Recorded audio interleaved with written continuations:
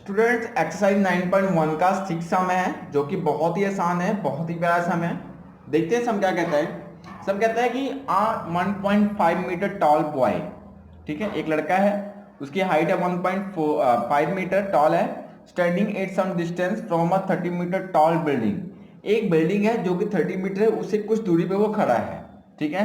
कहता है angle of elevation from his eyes, उसकी आईज से बात कर रहा है, to the top of the building increases from 30 degree to 60 degree as he walk, जैसे जैसे वो आगे जाता है towards the building, find distance he walk towards the building. चलो आप स्टेटमेंट पढ़ ली, अब हम आते हैं पॉइंट पे, ठीक है। एक बिल्डिंग है जिसकी जो हाइट दे रखी है, बिल्डिंग की कितनी दे रखी है, 30 मीटर, ठीक है। ये बिल्डिंग की हाइट हमारे पास 30 मीटर गिवन है, ठीक है। उसके बाद ये ग्राउंड है, यहां पे एक लड़का खड़ा है जिसकी हाइट कितनी है 1.5, कितनी है 1.5 मीटर लड़का खड़ा है, ये लड़के की हाइट है, ठीक है। और लड़के की आंखें ऊपर हैं जैसे हमारी ऊपर हैं। यहां से लड़का इस बिल्डिंग के टॉप को देखता है, इस बिल्डिंग के टॉप को देखता है, और यहां पे जो एंगल बनाता है, यहां पे जो एंगल बनाता है वो एंगल बनाता है कितना, 30 डिग्री, ठीक है। उसके बाद यहां पे जब खड़ा 30 डिग्री मतलब उसके बाद लड़का चल रहा है, आगे को चल रहा है, चलते मान लो यहां पहुंच जाता है, ठीक है। लड़का अब यहां पे पहुंच गया, यहां से भी टॉप की बिल्डिंग को देखता है, तो जो एंगल अब बना रहा है वो बना रहा है 60 डिग्री, ठीक है। इतनी बात समझ में आती है। पहले लड़का यहां था, तो यहां से बिल्डिंग को देख रहा था टॉप को, तो 30 डिग्री एंगल बना रहा था। अब वो चलता हुआ आगे चला गया, कितना एंगल, अब यहां से बिल्डिंग को देख रहा है, अब काफी ऊपर देखना पड़ रहा है, तो 60 डिग्री एंगल बना रहा है, ठीक है। अब कहता है कि हमें क्वेश्चन क्या कहता है, कहता है कि हमें बताओ यहां से लेके यहां तक के पॉइंट में लड़के ने कितना डिस्टेंस कवर किया, ठीक है। तो हम इसका पॉइंट कंसीडर कर सकते हैं, इसको ए मान लेते हैं, इसको बी मान लेते हैं, इसको सी मान लेते हैं और इसको डी मान लेते हैं, ठीक है। अभी पूरी बिल्डिंग की जो हाइट थी कितनी है 30 मीटर, लड़का कितना है 1.5 मीटर का, मतलब 1.5 मीटर का, ठीक है। तो 30 में से 1.5 माइनस कर देंगे, तो एक्चुअल यहां से हमने मेजर करना है, तो हमारे पास ये पूरा पूरा परपेंडिकुलर आ जाना है, क्योंकि ये ट्राइंगल की शेप बन रही है, ये ट्राइंगल ये बन रहा है, एक ट्राइंगल ये बन रहा है, तो हमें इतनी चीज चाहिए, पूरी बिल्डिंग की हाइट तो चाहिए, इतनी चाहिए, क्योंकि इसकी आंखों से निकालना है हमने, इसके आंखों से एंगल बन रहा है, एंगल ऑफ एलिवेशन, ठीक है। उसकी आंखों से क्या बन रहा है, एंगल बन रहा है, ठीक है। तो उसकी आंखों से निकालना, तो इससे हाइट का तो नीचे लगा कोई काम नहीं है, तो 1.5 है, तो यहां भी कितना होगा 1.5, टोटल कितना 30 में से 1.5 माइनस करते हैं तो कितना आता है हमारे पास, अब ये हाइट कितनी आ गई हमारे पास 28.5, कितनी आ गई 28.5 मीटर हमारे पास एक्चुअल में ये वाली हाइट आ गई, ठीक है। अब इसी हाइट से हमने क्या है सम निकाल देना है। तो चलो पहले क्या करना है आपको, सिंपली सॉल्यूशन करते हैं, ठीक है। तो आपने यहां पे क्या दे रखा है, ए बी, मतलब हाइट ऑफ बिल्डिंग कितनी है, ए बी 28.5 मीटर, ठीक है।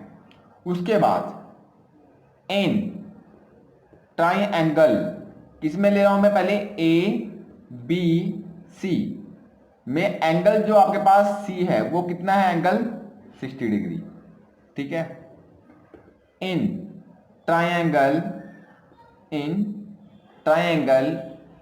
ए डी बी, क्या है ए डी बी में जो एंगल बन रहा है, ए डी बी में जो एंगल बन रहा है कितना बन रहा है 30 डिग्री, एंगल डी कितना बन रहा है आपके पास 30 डिग्री, ओके।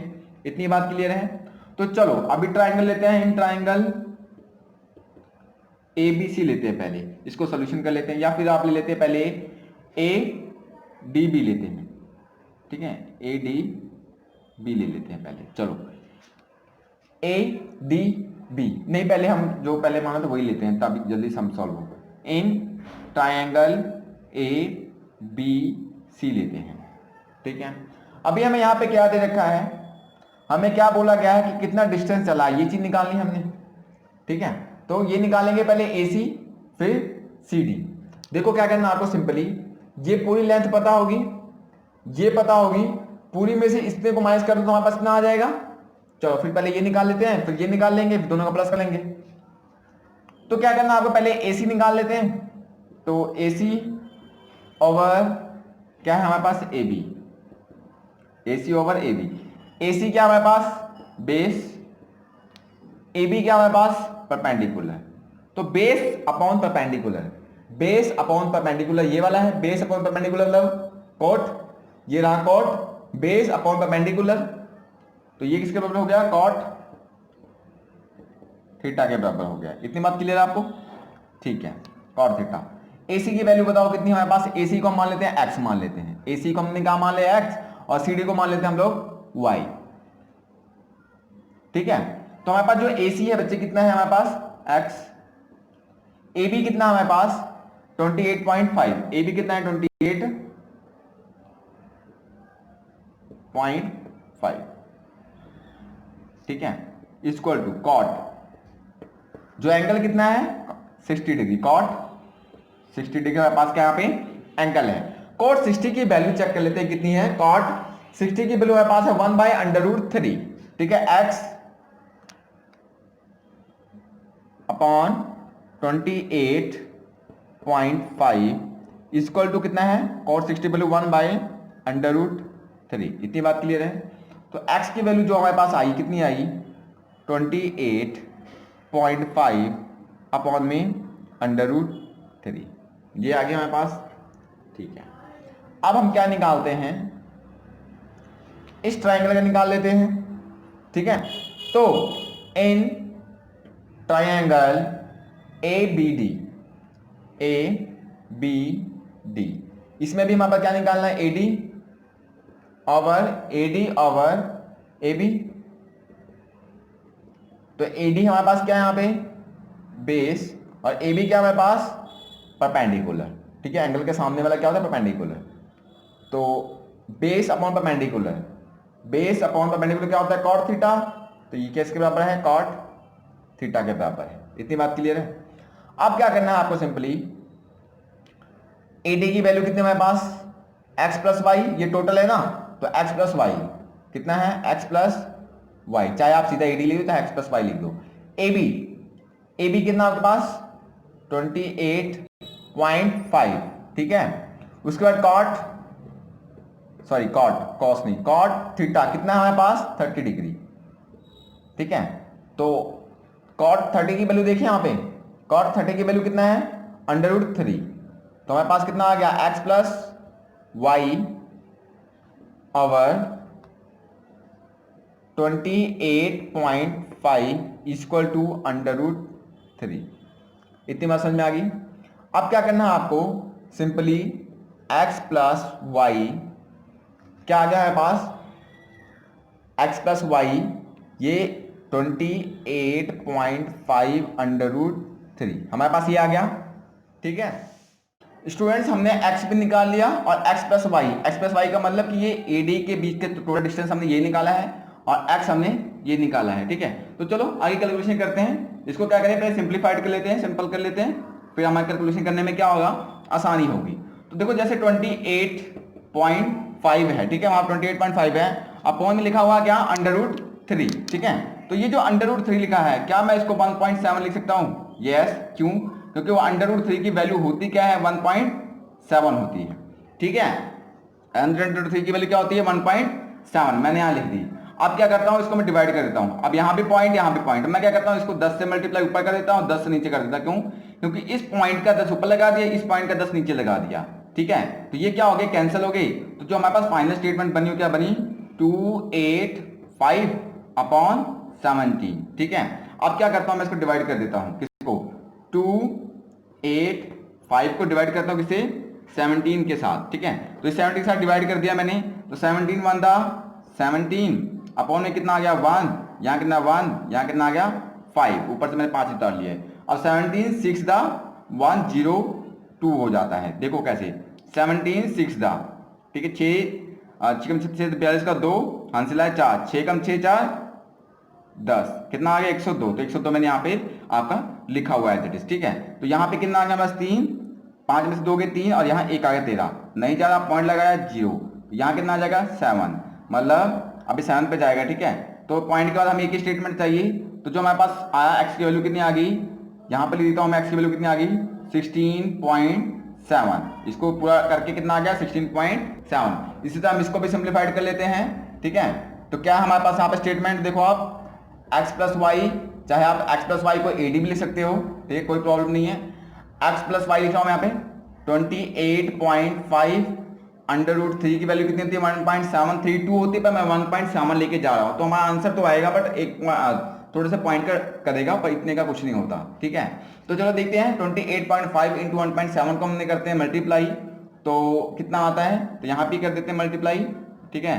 285 1.7 को मल्टीप्लाई कर देते हैं, 7 5 35, हंस लाए 3, ठीक है। 7 6 42 7 48, मतलब कि 7 तो 5 35 होता है, 5 3 7 7 56 57 58 59 का 9 लग गया यहाँ पे 5, 7 19 14 5 19, ठीक है। ये कितना आ गया 285, इतना आ गया पास, ये 5 9 10 4 14 हंसला 1 9 10 18 हंसला 1 2 1 3 1 4, कितना आ गया 48.45, कितना आ गया 48.45, ठीक है। अब ये मीटर में आया है सारा, तो इसको मैं मीटर में लिख लेता हूं। अब हमने क्या निकालना है कि कितना डिस्टेंस वो चला है, जैसे वो डी से चला है सी तक, तो ये डिस्टेंस हमने निकालना है। ये डिस्टेंस निकालने के लिए हमें क्या करना पड़ेगा, एडी मतलब कि एक्स प्लस वाई, ये पूरा जो एडी है इसमें से आप इतना माइनस कर दो तो आपके पास इतना आ जाता है। चलो वही करते हैं सिंपली। हमने क्या फाइंड करना है, आंसर में क्या लिखते हैं, द डिस्टेंस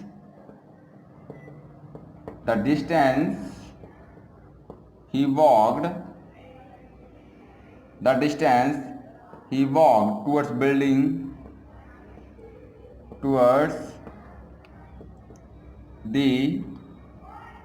building, ठीक है। तो जितना डिस्टेंस चला है वो लिख देते हैं, कितना चला है। आपको क्या करना है, x प्लस वाई, टोटल कितना आपके पास x प्लस वाई, ठीक है, x प्लस वाई, ये टोटल x प्लस वाई है, इसमें से आप x माइनस कर दो, माइनस x कर दो आप सिंपली, ठीक है।